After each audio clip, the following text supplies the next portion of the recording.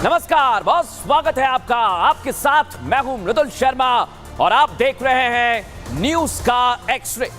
News का x ray में हम आपके लिए खबरें लेकर आते हैं जो आपके लिए बेहद महत्वपूर्ण होती हैं और उसकी पूरी एक्सरे रिपोर्ट आपके लिए तैयार करते हैं और फिर आपको दिखाते हैं उस पूरी खबर का एक्सरे। आज आपके लिए क्या है खास, कौन सी बड़ी और महत्वपूर्ण खबरें, आइए आपको बताते हैं। आज एक्सरे रिपोर्ट हमारी टीम ने तैयार की है मौत के टर्मिनल। ये एक दो जगह नहीं, कई जगह पर है। इसकी पूरी एक्सरे रिपोर्ट आपको बताऊंगा। इसके बाद अंतरिक्ष के रहस्य, सारे रहस्य आपको बताऊंगा। और सुनीता विलियम्स जो अंतरिक्ष में फंसी हुई हैं, उस पर नासा ने क्या बोला है, नासा ने क्या सफाई दी है, बहुत सारी बातें हैं। इसका पूरी विस्तार से एक्सरे रिपोर्ट हम बताएंगे। और आखिर में बताएंगे ब्रज में सब राधे राधे, राधा रानी पर सुलह हो गई है, कैसे सुलह हुई, सनातन की जीत हुई, आपको यह भी बताएंगे। लेकिन आज की पहली खबर क्या है आइए बताते हैं। यह आप देखिए, आज मैं आपको बताने वाला हूं, क्या आप हवाई यात्रा करने वाले हैं तो आप बीच में छोड़कर मत जाइएगा हमारी इस एक्सरे रिपोर्ट को, क्योंकि एक एक बात आपसे जुड़ी हुई है। दूसरी बात आपको बताऊंगा, क्या आपका एयरपोर्ट सुरक्षित है। जिस भी एयरपोर्ट से जाने वाले हैं सारी जानकारी मैं आपको दूंगा, इसलिए बने रहिए मेरे साथ। और आखिर में बताऊंगा एयरपोर्ट टर्मिनल का एक्सरे जो हमने तैयार किया है। इसलिए मैं कह रहा हूं कि आपके काम की खबर है, कहीं मत जाइएगा। लेकिन सबसे पहले बताता हूं आए दिन किस तरह के हादसे हो रहे हैं, किस तरह के हादसे अभी देखने को मिल रहे हैं। पहली बारिश मौत का हवाई अड्डा, क्यों मैं कह रहा हूं, पहले देखिए राजकोट अंतर्राष्ट्रीय एयरपोर्ट। 29 जून को हादसा यहां पर होता है। इंदिरा गांधी अंतर्राष्ट्रीय एयरपोर्ट IGI, 28 जून हादसा होता है और एक शख्स की मौत हो जाती है। आप सोचिए, आप भी अगर वहां पर पहुंच रहे होंगे, जाने वाले होंगे, तो सोचिए क्या हो सकता है। ये तो दो रहे। तीसरा आप देख रहे हैं जबलपुर एयरपोर्ट, 27 जून को यहां पर भी हादसा हो गया। अब सबसे बड़ा और अहम सवाल यही, अगर आप यात्रा करने वाले हैं तो आपकी सुरक्षा के साथ क्या खिलवाड़ हो रहा है। बहुत सारे सवाल आपके मन में आ रहे होंगे, लेकिन पहले मैं आपको यह बताता हूं कि भारत में रोजाना कितने यात्री हवाई यात्रा करते हैं, इस रिपोर्ट में देखिए। अगर आप भी हवाई यात्रा करने वाले हैं तो हो जाइए सावधान। चिलचिलाती धूप और तपती गर्मी से अभी तक त्रस्त थे और अब जब पहली ही बारिश हुई तो प्रशासन के इंतजामी पेच इतने ढीले निकले कि देश भर के कई एयरपोर्ट की असलियत सामने आ गई। देश के 3 बड़े शहरों में हवाई अड्डों पर जो हुआ है वो किसी एक शहर की एक आदमी की खबर नहीं है, ये दस्तक हर शहर और हर भारतीय की है। रोजाना औसतन 4.5 लाख यात्री घरेलू उड़ान से यात्रा करते हैं, जिसका साफ मतलब यह है कि देश के अलग अलग कोनों में ही एक ही जगह से दूसरी जगह कितनी बड़ी तादाद में लोग आते जाते हैं। एयरपोर्ट पर यह हालात कितने लोगों की जान पर भारी पड़ सकते हैं। सोचिए, जरा सी बारिश होती है और एयरपोर्ट की बदइंतजामी सामने आ जाती है। बड़ा सवाल यह कि जिम्मेदार कौन। आपको पूरी एक्सरे रिपोर्ट दिखाऊं उससे पहले आज हमारे सामने 2 केस आए और वो 2 केस आपको जानने चाहिए, समझने चाहिए। क्या है वो केसेस, सबसे पहले आपको बता देता हूं। आमतौर पर मॉनसून के सीजन में क्या होता है, दिखाइए जरा। मॉनसून के सीजन में फ्लाइट बुकिंग पर बहुत असर पड़ सकता है, क्योंकि बारिश में फ्लाइट कैंसिल होती हैं और इससे आपकी मुसीबत बढ़ जाएगी। खराब मौसम में आसमान में ही हादसे हो जाते हैं, उड़ान में देरी होती है, इससे आप परेशान होते हैं। अक्सर लेट हो जाती हैं फ्लाइट, तो सिरदर्द बनी हुई है दर्शकों। और तकनीकी खराबी की शिकायतें अब आम हो गई। फ्लाइट के अंदर बदतमीजी की खबरें बढ़ गई हैं। क्यों? क्योंकि हजारों यात्री रोज परेशानी झेल रहे हैं। इधर क्या हो रहा है, दूसरा केस, उड़ान से पहले हवाई अड्डे पर भी अब आपको अलर्ट रहना होगा। पहले फ्लाइट, अब हवाई अड्डा। एयरपोर्ट में घुसते ही टर्मिनल से ही मुसीबत शुरू हो जा रही है आप लोगों को। हवाई अड्डों की खस्ता हालत आपके लिए मुसीबत बन गई। IGI एयरपोर्ट के टर्मिनल 1 की छत का हिस्सा गिर गया। जबलपुर एयरपोर्ट पर पानी के भार से शेड ढह गया। राजकोट एयरपोर्ट पर पिक ड्रॉप एरिया जहां छत बनी थी वो गिर गई। टर्मिनल पर हर कदम फूंक फूंक कर रखना, नहीं तो हादसा हो सकता है। ये तो आपने देख लिया, लेकिन अब मैं आपको बताऊंगा कि आखिर ये बारिश कैसे मुसीबत की बारिश बन गई, खासकर हवाई अड्डों के लिए। देखिए रिपोर्ट। गाड़ियों पर गिरी छत की ये तस्वीरें कहीं और की नहीं, इंदिरा गांधी इंटरनेशनल एयरपोर्ट की हैं। वो एयरपोर्ट जिसकी गिनती देश के सबसे बड़े बिजी हवाई अड्डों में होती है, जहां से न केवल घरेलू बल्कि अंतर्राष्ट्रीय फ्लाइट भी उड़ान भरती है। गाड़ियों पर छत का भारी भरकम ढांचा गिरने की यह घटना टर्मिनल 1 पर हुई। बताया जा रहा है कि जून में बीते 88 साल बाद दिल्ली में एक दिन में इतनी बारिश हुई, जिसके कारण छत का हिस्सा टूटकर गिर गया। तो क्या इसका मतलब यह है कि तेज बारिश हुई तो जिस एयरपोर्ट के रखरखाव पर साल में 119 करोड़ रुपए खर्च होते हैं, वहां छत गिर जाएगी? आखिर ये शेड इतना कमज़ोर था कि एक बारिश में ही ये शेड ढह जाता है और जाहिर तौर पर बड़ी संख्या में टर्मिनल 1 हो या टर्मिनल 2 हो या टर्मिनल 3 हो, लोग पहुंचते हैं। लेकिन अब हर किसी के मन में डर बैठ गया है कि क्या एयरपोर्ट जब पहुंचेंगे तो उनकी जान को ऐसा तो नहीं कि एक खतरा होगा। जो दिल्ली एयरपोर्ट पर हुआ, एक दिन पहले उसी तरह का एक बड़ा हादसा जबलपुर एयरपोर्ट पर भी हो जाता। बस यहाँ गनीमत ये रही कि किसी की जान नहीं गई, वरना कुछ भी हो सकता था। लगातार तीसरे दिन दिल्ली हवाई अड्डे जैसी दुर्घटना राजकोट एयरपोर्ट पर होते होते बच गई। ऐसे में सवाल उठता है कि ऐसी घटनाओं पर सिर्फ सियासत होती रहेगी और पीड़ित परिवारों को मुआवजे का झुंझुना देकर ऐसे मामलों को भुला दिया जाएगा। तो ये तो आपने देख लिया किस तरह के हादसे हो रहे हैं, लेकिन इन हादसों की वजह क्या है, इसकी हमने पूरी एक्स्ट्रा रिपोर्ट तैयार की। सबसे पहले हम इतिहास में जाएंगे, आपको बताते हैं कि आखिर इसका इतिहास क्या कहता है। आइए इतिहास में हम लोग आ गए। क्या इसका इतिहास कहता है बताता हूं आपको। दिल्ली हवाई अड्डे का इतिहास हमें द्वितीय विश्व युद्ध से जुड़ा हुआ मिला। एयरपोर्ट का निर्माण 1930 के आसपास सफदरजंग में हुआ था। दर्शकों, पहले इसे पालम एयरपोर्ट के नाम से जाना जाता था। फिर क्या हुआ, हवाई अड्डा भारतीय वायुसेना का स्टेशन भी हुआ करता था। इतना ही नहीं, आज का आईजीआई एयरपोर्ट 1980 के दशक में बनना शुरू हुआ था और शुरू में T1 से घरेलू और अंतर्राष्ट्रीय उड़ान भरती थी। इतना ही नहीं, नए टर्मिनल बनने के बाद T1 से घरेलू उड़ानें ही सिर्फ उड़ती हैं। अब आ जाइए जबलपुर एयरपोर्ट क्या कहता है। लगातार उड़ानों की संख्या यहां इतिहास बता रहा है कि कम हो रही थी। इंडिगो एयरलाइंस ने जबलपुर से अपनी फ्लाइट समेट ली, खत्म करने की सोची। डुबना एयरपोर्ट का 450 करोड़ की लागत से विस्तार होता है। प्रधानमंत्री नरेंद्र मोदी ने एक साथ 16 एयरपोर्ट टर्मिनल का उद्घाटन किया था। उनमें से मध्य प्रदेश का जबलपुर एयरपोर्ट टर्मिनल भी शामिल था। 10 मार्च को पीएम ने इसका उद्घाटन किया था। अब आ जाइए राजकोट। 2017 में राजकोट हवाई अड्डे को साइट क्लियरेंस मिली। 2019 में केंद्र सरकार ने एयरपोर्ट का बजट 2654 करोड़ कर दिया। 27 जुलाई 2023 को एयरपोर्ट का उद्घाटन किया गया। और आपको यह भी बता दें कि राजकोट एयरपोर्ट केवल एक ही टर्मिनल है यहां पर। इसकी क्षमता एक बार में 125 लोगों को संभालने की है। तो ये कैसे बने ये आपने देख लिया, लेकिन अब वर्तमान में यहां पर क्या हो रहा है, आइए आपको बताता हूं। वर्तमान में आपको लेकर चलते हैं, वर्तमान में किस तरह का एयरपोर्ट पर काम हो रहा है। आइए जरा मैं आपको बता देता हूं, दिखाइए जरा। दिल्ली एयरपोर्ट का संचालन DIAL के अधीन होता है। दर्शकों, इसमें सबसे ज्यादा 64% हिस्सा GMR ग्रुप का है। इतना ही नहीं, 26% हिस्सा एयरपोर्ट अथॉरिटी ऑफ इंडिया का है। 10% हिस्सेदारी जर्मनी की एक कंपनी की है। और आपको यह भी बता दें, एरामन मलेशिया की 10% हिस्सेदारी भी इसमें है। और साथ ही दिल्ली एयरपोर्ट यात्रियों से एयरपोर्ट डेवलपमेंट फीस भी वसूलता है, यानी आप लोगों से वसूली जाती है। कंपनियां समय समय पर इंचार्ज को और बढ़ाती भी रहती हैं और देश भर के एयरपोर्ट का संचालन अलग अलग तरह से किया जाता है। लेकिन भविष्य क्या कह रहा है, क्योंकि आप लोग, मैं फिर कह रहा हूं आपसे, आप लोग उड़ान भरेंगे, यात्रा करेंगे, तो आपकी सावधानी क्या कह रही है। आइए भविष्य आ गया है, भविष्य में हम लोग भी चलते हैं। भविष्य क्या कहता है दिखाते हैं जरा आपको। देश के सभी एयरपोर्ट का सेफ्टी ऑडिट कराने का फैसला लिया गया, यानी ये आपके लिए अच्छी खबर है। राम मोहन नायडू जो मंत्री बनाए गए हैं, सभी एयरपोर्ट की सुरक्षा ऑडिट पर रिपोर्ट उन्होंने मांग ली है।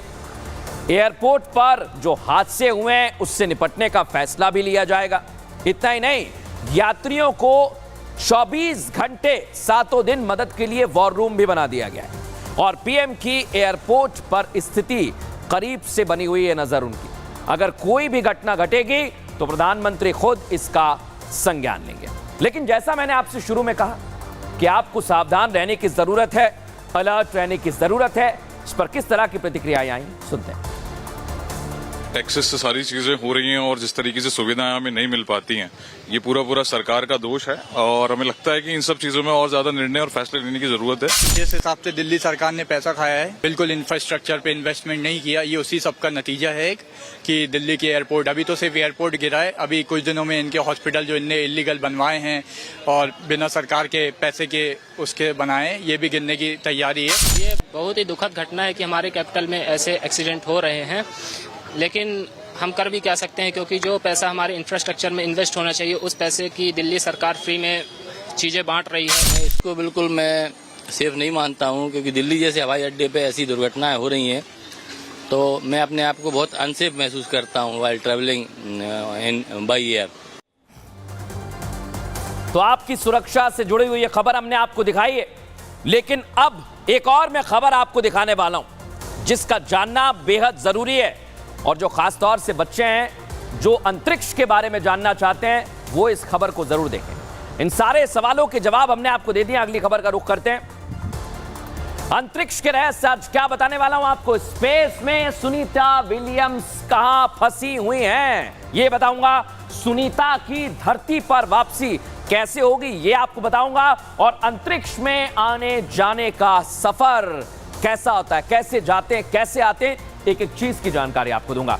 लेकिन आज मैं आपको बताने वाला हूं किस तरह से अंतरिक्ष के रहस्य होते हैं, क्या हुआ था, कैसे वो पहुंची, कई सारी चीजें। लेकिन सबसे पहले जानिए, सुनीता विलियम्स अंतरिक्ष में रिसर्च के लिए गई थी, लेकिन अब वो वहां पर फंस गई और इस मिशन के तहत एस्ट्रोनॉट्स को स्पेस स्टेशन पर 8 दिन रुककर रिसर्च और एक्सपेरिमेंट करने थे दर्शक। हालांकि इस मिशन का मुख्य उद्देश्य स्पेसक्राफ्ट की एस्ट्रोनॉट्स को स्पेस स्टेशन तक ले जाकर वापस लाने की क्षमता साबित करना था। सुनीता और विल्मोर पहले ऐसे एस्ट्रोनॉट्स हैं जो एटलस वी रॉकेट के जरिए स्पेस ट्रैवल पर भेजे गए और इस मिशन के दौरान उन्हें स्पेसक्राफ्ट को मैन्युअली उड़ाना था। इतना ही नहीं, इस फ्लाइट टेस्ट से जुड़े हुए कई तरह के टेस्ट ऑब्जेक्टिव्स पूरे करने थे, ये आपने देखा।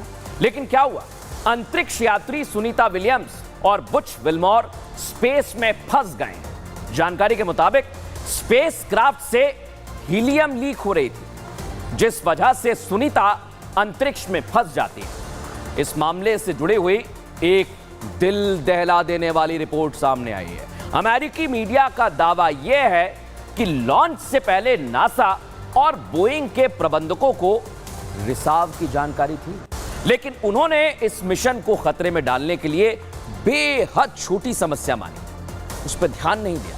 लेकिन अंतरिक्ष में पहुंचने के बाद 4 लीकेज दिखे, जिस वजह से अंतरिक्ष यात्रियों की वापसी रोक दी गई है। तो ये आपने देख लिया, लेकिन अब सोचिए कि कैसे स्पेसक्राफ्ट होते हैं, कैसे अंतरिक्ष में यात्री पहुंचते हैं। उसी से जुड़ी हुई ये रिपोर्ट आप हमारी देखिए। इंसान चांद पर पहुंच चुका है, मंगल पर जीवन की तलाश हो रही है, अंतरिक्ष में छिपे रहस्यों को तलाशा जा रहा है और यह सब मुमकिन हो पाता है अंतरिक्ष में बनाए गए स्पेस स्टेशंस की मदद से। इन स्पेस स्टेशंस पर एस्ट्रोनॉट पहुंचते हैं, महीनों यहां रहते हैं, अलग अलग ग्रहों के बारे में रिसर्च करते हैं और अपना मिशन पूरा कर वापस धरती पर लौटते हैं। नासा की तरफ से इंटरनेशनल स्पेस स्टेशन तैयार किया गया है। इंटरनेशनल स्पेस स्टेशन बनाने के लिए 16 देशों ने मेहनत की। इसे अमेरिका, रूस, Canada, Japan, Belgium, Brazil, Denmark, France, Germany, Italy, Netherland, Norway, Spain, Sweden, Switzerland और यूके की मदद से तैयार किया गया है। इसके अलावा चाइना ने अपना अलग स्पेस स्टेशन बनाया है जिसे त्यांगोंग नाम से जाना जाता है। वहीं अंतरिक्ष में अपनी पकड़ मजबूत करने के लिए रूस ने भी ब्रिक्स देशों के सामने प्रस्ताव रखा है जिसमें नए स्पेस स्टेशन बनाए जाने का लक्ष्य है। रूस का यह ऑफर खास तौर पर भारत और चाइना के लिए है। ऐसा इसलिए क्योंकि इन्हीं दोनों स्पेस एजेंसियों के पास स्पेस से जुड़ी टेक्नोलॉजी और बजट है। जहां चाइना के पास पहले से खुद का स्पेस स्टेशन उसे मजबूती देता है, वहीं चांद पर भारत के सफल कदम में रूस अपना फायदा देख रहा है। धरती के ये शक्तिशाली देश आने वाले समय में दूसरी दुनिया की खोज में एक साथ काम करने की प्लानिंग कर रहे हैं। अब देखना यही है कि आने वाले दिनों में अंतरिक्ष के कौन से रहस्य हमारे सामने आते हैं। इन रहस्यों के बारे में आपको आगे जानकारी देंगे, लेकिन एक्सरे रिपोर्ट तैयार करने से पहले हमारे पास 2 केस आए थे और ये 2 केस आपके लिए हैं। पहला केस आपको बताते हैं कैसे अंतरिक्ष में जाते हैं, आइए जरा बता देते हैं। अंतरिक्ष में यानी स्पेस क्राफ्ट के जरिए जाया जाता है और यात्रा से पहले एक खास तरह की ट्रेनिंग दी जाती है। स्पेस शटल का इस्तेमाल करना एस्ट्रोनॉट को सिखाया जाता है, ऑर्बिटर मेंटेनेंस भी सिखाया जाता है। इतना ही नहीं, स्पेस में ग्रेविटी नहीं होती, गुरुत्वाकर्षण, बिना ग्रेविटी के काम करने की ट्रेनिंग दी जाती है और ट्रेनिंग के बाद स्पेस क्राफ्ट से अंतरिक्ष में एस्ट्रोनॉट जाते हैं। दूसरा क्या है केस 2, आते कैसे? धरती से स्पेस क्राफ्ट अंतरिक्ष में पहुंचता है, वहां पर स्पेस स्टेशन और स्पेस क्राफ्ट स्पेस स्टेशन से जुड़ जाता है। काम खत्म होने के बाद स्पेस क्राफ्ट वापस आता है। स्पेस क्राफ्ट के अंदर कैप्सूल होते हैं और स्पेस क्राफ्ट खराब होने पर कैप्सूल को अलग कर देता है। कैप्सूल को पैराशूट की मदद से उतारा जाता है। लैंडिंग के लिए समुद्र को चुना जाता है, फिर एस्ट्रोनॉट्स धरती पर आते हैं। लेकिन अब हुआ क्या है दर्शक? हुआ यह है कि सुनीता विलियम्स फंस गई हैं। नासा ने इस पर बहुत कुछ बोला है, लेकिन देखिए कैसे वो फंस गई, आखिर क्या हुआ, समझिए जरा इस रिपोर्ट।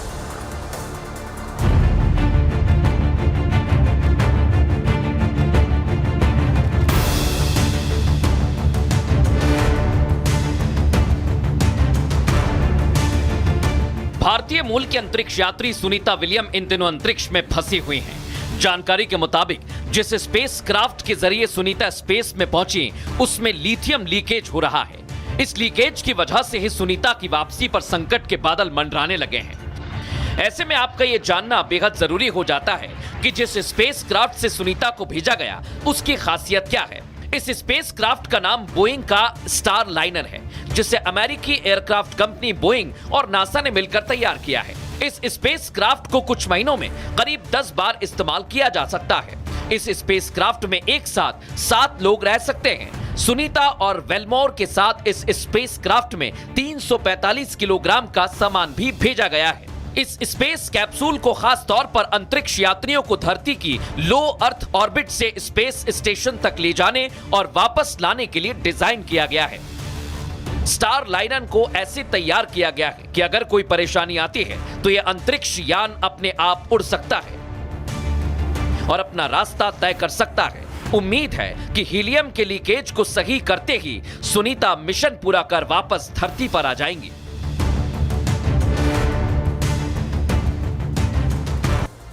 तो ये संभव है दर्शकों, लेकिन इतिहास बहुत कुछ बताता है एस्ट्रोनॉट्स के बारे में, मिशंस के बारे में, क्या घटनाएं घटी। आइए आपको इतिहास में लेकर चलता हूं और सबसे पहले बताता हूं कि इतिहास क्या कहता है। ये आप देखिए, इतिहास में हम आ गए। 1 फरवरी 2003 को एक बड़ा हादसा दर्शकों हमें इतिहास में मिलता है। 16 दिन बिताने के बाद कल्पना चावला, नाम आपको याद होगा, धरती पर लौट रही थी। कल्पना के साथ उनके 6 साथी भी धरती पर वापस आ रहे थे। स्पेसक्राफ्ट कोलंबिया से लोग वापस आ ही रहे थे कि वायुमंडल में आते ही यान क्षतिग्रस्त हो गया। क्या हुआ? दुर्घटना में कल्पना समेत सभी एस्ट्रोनॉट्स की मौत हो गई। नासा ने 2 साल तक स्पेस शटल हादसे की जांच की और फोम का एक बड़ा टुकड़ा शटल के बाहरी टैंक से टूट गया था। फोम टूटने की वजह से स्पेसशिप का विंग भी टूट गया था और बाएं विंग में छेद होने की वजह से गैसेस लीक हो रही थी, वो बाहर आने लगी शटल से। गैसों के रिसाव से स्पेस क्राफ्ट के सेंसर्स खराब हो गए थे। फिर क्या हुआ? गैसों के रिसाव से क्राफ्ट में आग लग गई और ये आग के गोले में तब्दील हो गया। इसके बाद ये हादसा हुआ। इसलिए बहुत दिक्कत है। इतिहास तो बड़ा डरा रहा है, लेकिन वर्तमान क्या कहता है आइए मैं आपको बताता हूं, क्योंकि वर्तमान में ही आपकी नजर है होगा क्या सुनीता विलियम के साथ। आइए अब आ गए वर्तमान में। वर्तमान क्या कह रहा है बताते हैं। नासा और बोइंग ने स्टार लाइनर को स्पेस में भेजा है और स्टार लाइनर में 2 अंतरिक्ष यात्री भेजे गए हैं। एक है सुनीता विलियम, एक है विल्मोर। स्टार लाइनर में हीलियम लीकेज की वजह से दर्शकों दिक्कत आ गई है। लीकेज को नासा और बोइंग ने नजरअंदाज भी किया, ये हमारे सूत्र बताते हैं। और अंतरिक्ष में पहुंचने पर इसके बाद 4 लीकेज दिखे। फिर क्या हुआ? यही लीकेज सुनीता विलियम्स की वापसी में खतरा पैदा कर रहे हैं, ये वर्तमान कह रहा है। स्टार लाइनर की लैंडिंग को अब टाल दिया गया है, बढ़ा दिया गया है। लैंडिंग 26 जून तक टाली गई सबसे पहले। इसके बाद अब इस पर और विचार किया जा रहा है। हीलियम लीक की वजह से ये बड़ी बातें सामने आ रही हैं, इसके डेटा की भी जांच की जा रही है। और नासा ने मामले पर अब सफाई भी दे दी है। नासा ने सफाई देते हुए कहा है कि विल्मोर और सुनीता विलियम फंसे नहीं हैं। ये नासा कह रहा है कि फंसे नहीं हैं, जरूरत पड़ने पर वो वापस घर आ सकते हैं। लेकिन बोइंग इंजीनियर्स को ज्यादा टाइम देना चाहती है। सोचिए आप, रिसर्च के लिए, और टीम लीकेज दूर करने में जुटी हुई है। ये अभी हमें वर्तमान बता रहा है, लेकिन भविष्य में क्या होगा? क्या सुनीता आ पाएंगी? विल्मोर आ पाएंगे? कैसे आएंगे? बहुत सारे सवाल हैं, आइए जानते हैं इनका जवाब हमें मिलेगा भविष्य में। हम आ चुके हैं, भविष्य क्या कहता है आइए जरा आपको बताता हूं। नासा का दावा है इंटरनेशनल स्पेस स्टेशन यानी ISS में सप्लाई की कमी नहीं है। स्टार लाइनर ISS को वहां पर 45 दिनों तक जुड़ा रह सकता है। इतना ही नहीं, क्या होगा? मरम्मत के लिए 72 दिनों तक भी वो जुड़ा रह सकता है, यह हमारा भविष्य कह रहा है। और बैकअप प्लान बनाने की बात अब नासा की तरफ से कही जा रही है। साथ ही साथ स्पेस क्राफ्ट को करीब 7 घंटे की फ्री फ्लाइट टाइमिंग की जरूरत भविष्य बता रहा है, लेकिन करीब 70 घंटे तक हीलियम टैंक में अभी भी मौजूद है। और हीलियम क्राफ्ट की रफ्तार को कंट्रोल करने में काम आती है, यह भविष्य में बड़ा जरूरी होगा। और क्राफ्ट की दिशा मोड़ने में भी हीलियम काफी काम आती है। अब क्या होगा? लीकेज के साथ वायुमंडल में आने पर आग का खतरा है भविष्य में, और जरूरत पड़ने पर स्टार लाइनर का इस्तेमाल स्केप पोर्ट की तरफ से भी किया जाएगा, यानी बाहर इनको निकलना होगा। और स्पेस एक्स जो एलन मस्क का है, ड्रैगन 2 का इस्तेमाल भी लिया जा सकता है भविष्य में। मार्च में ड्रैगन 2 4 एस्ट्रोनॉट्स को ला चुका है, उसकी काबिलियत है। इमरजेंसी में एस्ट्रोनॉट्स को इसमें बैठाया जाता है और फिर वापस लाया जाता है, यानी ड्रैगन 2 की भी मदद ली जा सकती है। लेकिन हमने अपनी एक्स्ट्रा रिपोर्ट आपको बता दी है, लेकिन इस पर साइंटिस्ट की राय बहुत जरूरी है। आइए बात करेंगे, हमारे साथ जुड़ चुके हैं सृजन पाल जी। सृजन पाल जी इस समय हमारे साथ आ गए। सृजन पाल जी, सवाल मेरा यही है, नासा कह रहा है कि सुनीता विलियम फंसी नहीं है, 45 दिनों से 90 दिनों तक किया जा सकता है, क्या यह संभव है? सृजन जी। न्यू मैक्सिको नाम की एक जगह है, अमेरिका में ही है, USA में है, और वहाँ पर नासा और बोइंग एक तरह का एक्सपेरिमेंट कर रहे हैं। स्टार लाइनर के एक प्रोटोटाइप को यूज़ करके वो ये टेस्ट कर रहे हैं कि उसके इंजन्स क्यों फेल होते हैं, अगर फेल होते हैं तो उनको कैसे सही कर सकते हैं, क्या वो सही हो भी सकते हैं, और अगर हीलियम लीकेज होती है तो उसके क्या परिणाम हो सकते हैं, क्या उसके खतरे हो सकते हैं, इसको समझने के, इस पूरे डेटा को समझने की कोशिश कर रहे हैं। तो एक तरह का उन्होंने एक रेप्लिका, एक मॉडल बना दिया है न्यू मैक्सिको धरती पर रहते हुए, और उस मॉडल पे वो टेस्टिंग करके ये जानने की कोशिश करेंगे कि जो अंतरिक्ष में जा चुका है स्टार लाइनर, उसमें क्या समस्या है, कैसे सही हो सकती है। अब इसके कुछ परिणाम ये आ सकते हैं कि हम पूरी तरह समझ लें और हम ये सर्टन हो जाएं, पक्का हो जाएं कि सुनीता विलियम्स और बुच विल्मोर वापस सेफली धरती पर स्टार लाइनर के साथ आ सकते हैं। अगर मान लीजिए ये निर्धारित होता है कि जो स्टार लाइनर है वो बिल्कुल भी सेफ नहीं है वापस आने के लिए, तब क्या होगा? इसकी संभावना कम है, क्योंकि ऐसा उम्मीद की जा रही है कि वो सेफ होगा, लेकिन अगर मान लीजिए ऐसा होता है कि नहीं होता है, तब नासा को रेस्क्यू मिशन की ओर देखना होगा। रेस्क्यू मिशन के लिए वो स्पेस एक्स के पास जा सकते हैं, वो किसी और स्पेस एजेंसी के पास जा सकते हैं, लेकिन सबसे जो प्रोमिनेंट कैंडिडेट होगा, जिसको पास वो सबसे पहले जाएंगे, वो होगा इलॉन मस्क। और इलॉन मस्क का ड्रैगन सिस्टम है, काफ़ी सेफ है, कई बार अंतरिक्ष यात्रा कर चुका है, इंटरनेशनल स्पेस स्टेशन पे भी गया है, सक्सेसफुली गया है, तो हो सकता है वो उनके पास मदद पर जाएं। बिल्कुल ड्रैगन 2 का इस्तेमाल लिया जा सकता है। लेकिन सृजन जी, एक और सवाल, आखिर स्पेस में कैसे रहते हैं अंतरिक्ष यात्री, क्या करते हैं, जरा ये भी बताइए हमारे दर्शकों को। एस्ट्रोनॉट बनना आसान नहीं होता, स्पेस में रहना भी बहुत मुश्किल होता है, और इसीलिए हर एस्ट्रोनॉट की 2 प्रकार की ट्रेनिंग होती है। पहली फिजिकल और दूसरी मेंटल यानी एजुकेशनल। फिजिकल ट्रेनिंग इंपॉर्टेंट क्यों है? क्योंकि जब आप अंतरिक्ष में जाते हैं तो अब आपकी मांसपेशियां और हड्डियों की बिल्कुल एक्सरसाइज नहीं होती, आप तो फ्लोट कर रहे होते हैं, जैसे पानी पे फ्लोट करते हैं वैसे फ्लोट करते हैं।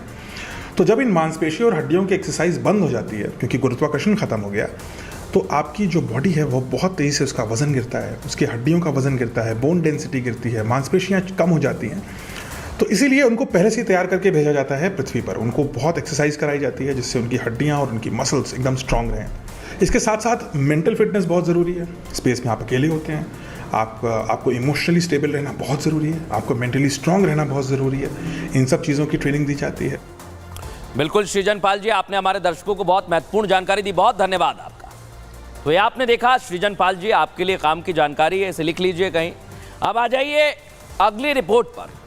अगली रिपोर्ट बड़ी खास है, लेकिन उम्मीद करता हूं कि हमने जो एक्सरे रिपोर्ट तैयार की वो आपको समझ में आई होगी। अगली रिपोर्ट क्या है, ये रुक करेंगे।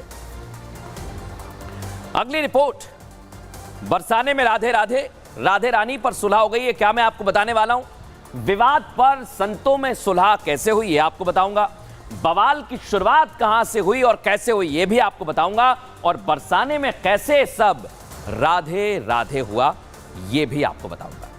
लेकिन आइए सबसे पहले आपको बताता हूं किस तरह से यह विवाद शुरू हुआ था, क्या हुआ क्या था आखिर। बहुत सारे सवाल आपके मन में आए होंगे, आइए बताता हूं। कथावाचक पंडित प्रदीप मिश्रा 9 जून को ओंकारेश्वर पहुंचे थे, जहां उन्होंने अपनी कथा के पहले दिन प्रवचन के दौरान राधा रानी पर विवादित बयान को लेकर बताया कि यह उनका पुराना बयान था। उन्होंने कहा कि राधा रानी का नाम भगवान श्री कृष्ण की 108 पटरानियों और 1600 रानियों में नहीं है। यह उनकी कथा के दौरान बहुत पहले का था। उन्होंने लाडली के विवाह पर टिप्पणी की थी और कहा था कि राधा जी का विवाह छाता में हुआ है। पंडित प्रदीप मिश्रा के इसी प्रवचन के वायरल होने के बाद ब्रजवासी भारी आक्रोश से भर गए और उनका विरोध शुरू हो गया। फिर क्या हुआ आपको यह भी बताता हूं। आखिर पंडित प्रदीप मिश्रा की इस विवादित टिप्पणी के बाद विवाद बढ़ता ही चला गया। ब्रजवासी तो गुस्से से भर गए, लाल हो गए, और संत समाज में भी भारी नाराजगी देखने को मिली। और सबसे तल्ख टिप्पणी प्रेमानंद महाराज जी ने की। उन्होंने कहा कि लाडली जी के बारे में तुम्हें पता ही क्या है। वो यही नहीं रुके, उन्होंने कहा कि 4 श्लोक क्या पढ़ लिए, आप प्रवक्ता बन गए। हालांकि तल्ख टिप्पणियां थी, लेकिन यह सिलसिला रुका नहीं। इसके बाद टिप्पणियां बढ़ती गईं। पंडित प्रदीप मिश्रा ने दोबारा कहा कि हम इसका प्रमाण पहले भी दे चुके हैं। लोगों की आस्था से जुड़े होने के कारण राधा रानी का विवाद बहुत ज्यादा गर्मा जाता है। लेकिन संतों ने एक एक करके अपनी बात कही। अब सनातन पर जब बात आ रही थी तो किस तरह से विवाद बढ़ा, किस तरह से बातें हुई, क्या क्या हुआ, पहले आप देखिए, उसके बाद इस पर पूरी एक्स्ट्रा रिपोर्ट। राधा रानी पर पंडित प्रदीप मिश्रा जी की टिप्पणी से पूरा ब्रजमंडल आक्रोश से भर गया। श्री जी के भक्त इतने नाराज हुए कि उन्होंने महापंचायत तक बुला ली। प्रेमानंद महाराज जी ने पंडित प्रदीप मिश्रा को क्षमा कर दिया, लेकिन बरसाने के संत अपनी मांग पर अड़े रहे। पंडित प्रदीप मिश्रा से माफी मांगने की मांग करते रहे। राधा रानी के भक्तों की नाराजगी बढ़ी तो पंडित प्रदीप मिश्रा जी श्री जी के दरबार में पहुंचे। राधा रानी के सामने दंडवत हो गए, अपनी टिप्पणी पर क्षमा मांगी। भक्तों और संतों के आक्रोश को देखते हुए प्रशासन भी अलर्ट पर था। पंडित प्रदीप मिश्रा की सुरक्षा के पुख्ता इंतजाम भी किए गए थे। लेकिन राधा रानी से क्षमा मांगते ही श्री जी के भक्तों का क्रोध शांत हो गया। बरसाने के लोगों ने पंडित प्रदीप मिश्रा की माफी को स्वीकार किया, हाथ जोड़कर अभिवादन किया और राधे राधे कहकर पूरे विवाद का अंत कर दिया। पूरे विवाद का अंत तो हो गया, लेकिन यह विवाद जब शुरू हुआ था तो बरसाने में कैसी नाराजगी थी, क्या हो गया था बरसाने के सभी ब्रजवासियों को, यह मैं आपको बताऊंगा। सबसे पहले बताते केसवन। राधा रानी की टिप्पणी पर ब्रजवासी नाराज हो गए थे। पंडित प्रदीप मिश्रा के खिलाफ महापंचायत की और कहा कि आप बरसाना आइए, माफी मांगिए। पुलिस से शिकायत करने भी पहुंचे। संतों ने भी खूब खरी खोटी सुनाई। लेकिन पंडित प्रदीप मिश्रा इस दौरान क्या कह रहे थे? पंडित प्रदीप मिश्रा ने अपने बयान पर सफाई दी। उन्होंने कहा, जो कुछ बोलूंगा प्रमाण से बोलूंगा। पंडित प्रदीप मिश्रा ने पुराणों का भी हवाला दिया। प्रदीप मिश्रा ने महाराज प्रेमानंद जी से क्षमा मांगी, लेकिन विवाद यहां पर नहीं थमा। आज पंडित प्रदीप मिश्रा आए, पहले उन्होंने क्या कहा था, आज ब्रज में आकर क्या कहा है, वो आपको दिखाता हूं। भगवान कृष्ण की 16,108 रानी में राधा का नाम नहीं है, और राधा के पति में कृष्ण का नाम नहीं है। राधा जी के पति का नाम क्या है? क्या नाम है राधा जी के पति का? अनय घोष। बरसाने की राधा नहीं थी, राधा जी थी रावल गांव की। बरसाने में तो राधा जी के पिताजी की कचेरी थी, जिसमें राधा वर्ष में एक बार कचेरी पर जाती थी, इसलिए उसका नाम है बरसाना, वर्ष में एक बार आना। माता राधा रानी के चरणों में आज यहाँ पर आना हुआ, और लाडली जी ने खुद इशारा कर बुलाया तो तुरंत यहाँ आना हुआ। मेरी वाणी से, मेरे शब्दों से जो भी चोट लगी हो उसके लिए मैं क्षमा चाहता हूँ। मेरी महारानी जी से, मेरी राधा रानी जी से, किशोरी जी से, लाडलू जी से क्षमा चाहता हूँ। इसकी एक्सरे रिपोर्ट जब हमने तैयार की तो बहुत कुछ हमारे सामने आया। क्या वो एक्सरे रिपोर्ट कहती है? सबसे पहले आपको इतिहास में लेकर चलता हूं। आइए, इतिहास में क्या हमें कुछ मिलता है आपको बता देता हूं। इतिहास क्या कहता है? ओंकारेश्वर में 9 जून को पंडित प्रदीप मिश्रा की कथा हुई। कथा के दौरान ही विवादित बयान सामने आया था। राधा रानी का नाम भगवान श्री कृष्ण की रानियों में नहीं है। हालांकि उस दौरान शिव महापुराण की कथा चल रही थी, ये कथा भागवत पुराण की है। और उन्होंने कहा कि सास का नाम जटिला है, ननंद का नाम कुटिला है, और उन्होंने ये भी कहा कि राधा रानी बरसाने की नहीं, रावल की रहने वाली थी। राधा जी का विवाह छाता में हुआ था। आपको ये भी जानकारी दे दें कि इसी को लेकर विवाद गहराता चला गया, और उन्होंने कहा कि बरसाने में तो उनके पिता की एक कचहरी थी, जिसमें वो वर्ष में एक बार आती थी। प्रवचन वायरल होते ही ब्रजधाम में आक्रोश फैल गया। ब्रजवासियों ने गुस्सा जाहिर किया। सबसे तल्ख टिप्पणी प्रेमानंद महाराज जी की तरफ से आई, और उन्होंने लाडली जी के बारे में कहने पर नाराजगी जाहिर की। ये सामने आया कि पंडित प्रदीप मिश्रा नर्क में जाएंगे। प्रेमानंद जी इतने गुस्से में आ गए। ब्रज क्षेत्र में पंडित प्रदीप मिश्रा के खिलाफ प्रदर्शन भी हुए। लेकिन आपको एक बात बता दूं, पंडित प्रदीप मिश्रा ने महाराज प्रेमानंद जी को जवाब दिया, और उन्होंने कहा कि जिस जिस महाराज को प्रणाम चाहिए कुबरेश्वर धाम आ जाएं। राधा रानी की आड़ में बदनाम करने की कोशिश हो रही है। उस दौरान इस तरह की तल्खियां चलती रहीं। विवाद बढ़ने पर पंडित प्रदीप मिश्रा ने प्रेमानंद जी से भी कथा के दौरान क्षमा याचना की। ब्रज के संतों ने प्रदीप मिश्रा को क्षमा करने से इस दौरान मना कर दिया। प्रदीप मिश्रा के खिलाफ संतों ने इसके बाद पंचायत बुलाई, और आपको यह भी बता दें, बरसाना आकर माफी मांगने के लिए उनसे कहा गया। अब आपको बताता हूं, इतिहास में इतना कुछ हो गया था, सनातन पर बात आ रही थी, लेकिन वर्तमान में आखिर हुआ क्या? क्योंकि बहुत सारी बातें हो रही थी, लेकिन सब कुछ ठीक कैसे हुआ, यह अब मैं आपको बताता हूं। कथावाचक पंडित प्रदीप मिश्रा आज बरसाने पहुंचे, और राधा रानी मंदिर में उन्होंने दंडवत प्रणाम किया। आपको यह भी बता दें, राधा रानी के सामने पंडित प्रदीप मिश्रा ने माफी मांगी। पंडित प्रदीप मिश्रा ने ब्रजवासियों का भी अभिवादन किया। इतना ही नहीं, श्रीजी मंदिर पर इस दौरान भक्तों की भीड़ उमड़ गई। संत भी पहुंचे। पंडित प्रदीप मिश्रा की सुरक्षा के भी पुख्ता इंतजाम आज वहां पर किए गए थे, और पंडित प्रदीप मिश्रा ने कहा, अब शब्द नहीं, राधे राधे कहें। ये उन्होंने कहा, राधे राधे कहें। अब भविष्य में क्या होगा, क्योंकि सनातन की बात है, इस तरह अगर संतों में ही विवाद होगा तो सवाल खड़े होंगे। लेकिन भविष्य क्या कहता है, आइए आपको बताता हूं। तो भविष्य में मैं आ गया हूं। क्या कह रहा है भविष्य, आपको एक बार बता देता हूं, क्योंकि ऐसे कई विवाद हमने देखे। उम्मीद है कि अब यह विवाद यहीं खत्म हो जाएगा। साथ ही साथ भविष्य में ऐसे बयानों से सभी को बचना चाहिए, यह भी भविष्य कहता है। विवादित टिप्पणी करने से सभी को बचना चाहिए, वो कोई भी संत हो।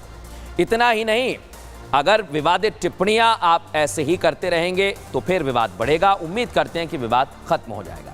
आज जब पंडित प्रदीप मिश्रा ने माफी मांगी, प्रेमानंद जी से भी क्षमा मांगी, ब्रजवासियों से क्षमा मांगी, विवाद खत्म हुआ। ब्रजवासी इस पर क्या कह रहे हैं, सुनिए जरा। आज प्रदीप मिश्रा राधे रानी के दरबार में आए, और उन्होंने राधे रानी के सामने अपनी नाक रगड़कर माफ़ी मांगी। सभी ब्रजवासियों से उन्होंने माफ़ी मांगी, आज हृदय बहुत ही खुश हो गया। वो आज आया है और उसने नाक रगड़ी है और माफी मांगी है सबसे कि उसकी मति राधा रानी ने सही करी, जो आज आ गया और उसका जीवन सफल हो गया, और नहीं तो वो नरक में भी उसको जगह नहीं थी। राधा रानी ने उनको सद्बुद्धि दी और जैसे हम लोग चाहते हैं कि नाक रगड़ के माफी मांगे, साष्टांग दंडवत प्रणाम श्री राधा रानी के आगे उन्होंने करी, नाक रगड़ी और बाहर आकर के मीडिया के आगे भी क्षमा मांगी। इससे हम लोग संतुष्ट हैं। आज सभी ब्रजवासियों के समक्ष राधा रानी के सामने लंबी लेट करके और नाक रगड़ करके प्रदीप मिश्रा ने अपनी गलती की माफी मांगी है। तो ब्रज में राधे राधे है, ये विवाद यहीं खत्म होता है। लेकिन आज आपके लिए मैं एक और तस्वीर लेके आया हूं। एक्स-रे रिपोर्ट में ये तस्वीर जब हमें मिली तो लगा कि आपको दिखाना चाहिए। क्यों दिखाना चाहिए, दिखाता हूं। उत्तराखंड में बारिश ने दस्तक दे दी है। जो यात्री उत्तराखंड पहुंच रहे हैं उनसे जुड़ी हुई खबर है, सावधान हो जाइए। पहली बारिश ने पूरे राज्य की व्यवस्था की पोल खोल दी है। आसमान से पानी बरस रहा है और सिर्फ पूरे उत्तराखंड में आप अगर तस्वीरें देखेंगे तो ऐसी ही तस्वीरें हैं। प्रदेश में आकाश से बरस रही बारिश लोगों के लिए आफत से कम नहीं है। बरसात की वजह से उत्तराखंड में चारों तरफ पानी ही पानी नजर आ रहा है। हरिद्वार में सड़कें पानी से लबालब भर गई हैं और सबसे ज्यादा हैरान परेशान तो ये तस्वीरें करती हैं जिनमें कई गाड़ियां पानी के सैलाब में तैरती हुई नजर आ रही हैं। हरिद्वार में मूसलाधार बारिश से सूखी नदी उफान पर आ गई है और इस नदी में बरसात के दिनों में पानी होता है। बाकी दिनों में इस जगह पार्किंग के लिए स्पेस दिया जाता है जहां पर गाड़ियां आती हैं और अब ये गाड़ियां बहती हुई नजर आ रही हैं, देखा आप। लेकिन आज आपको एक और मैं खबर दिखाने वाला हूं और वो खबर इसलिए दिखाने वाला हूं कि सावधान करने वाली खबरें आप देखिए। बिहार में भी हालात खराब हो गए, लेकिन बिहार में बारिश नहीं, यहां एक एक करके पुल गिरते जा रहे हैं। 11 दिन में 5 पुल। भ्रष्टाचार कहां तक पहुंच गया है। मधुबनी 28 जून 2024 पुल गिर जाता है। किशनगंज में 27 जून 2024 पुल गिर जाता है। मोतिहारी में 23 जून 2024 पुल वहां पर भी गिर गया। सीवान में भ्रष्टाचार का पुल 22 जून 2024 को गिरा और अररिया में 18 जून 2024 को भ्रष्टाचार का पुल गिर गया। लेकिन क्या हो रहा है दर्शक, बिहार में पिछले 11 दिनों में 5 पुल गिरने की वजह से प्रशासन पर सवाल खड़े हो रहे हैं। हाल ऐसा हो गया है कि डर लगने लगा है वहां के लोगों को। मधुबनी में हूथी नदी पर बन रहे पुल की बिम गिर जाती है और 3 करोड़ रुपए की लागत से बन रहा था। 4 साल से बनाया जा रहा था, लेकिन क्या हुआ, गिर गया। कुल 75 मीटर लंबे इस पुल का 25 मीटर का हिस्सा धराशायी हो गया, जो आप देख रहे हैं। प्रशासन का कहना है कि नदी का जलस्तर बढ़ा तो हादसा हो गया। अब दिलचस्प बात यह है कि प्रशासन ने इस लापरवाही को छुपाने के लिए टूटे हुए हिस्से को काले रंग से प्लास्टिक से ढक दिया। आप सोचिए जरा दर्शकों, क्या हो रहा है इस देश में। इतना ही नहीं, ये ब्रिज आपके लिए बनाए जाते हैं, लेकिन हादसे कभी भी आ सकते हैं। सावधान करना मेरा काम है और मैं सावधान आपको करते रहूंगा न्यूज के एक्सरे के जरिए। लेकिन सरकारें क्या करेंगी, क्या सरकारें सुनेंगी इस बात को? सुनना चाहिए, आप लोग भी आवाज उठाइए। फिलहाल न्यूज का एक्सरे में इतना ही। अपना बहुत ख्याल रखिएगा।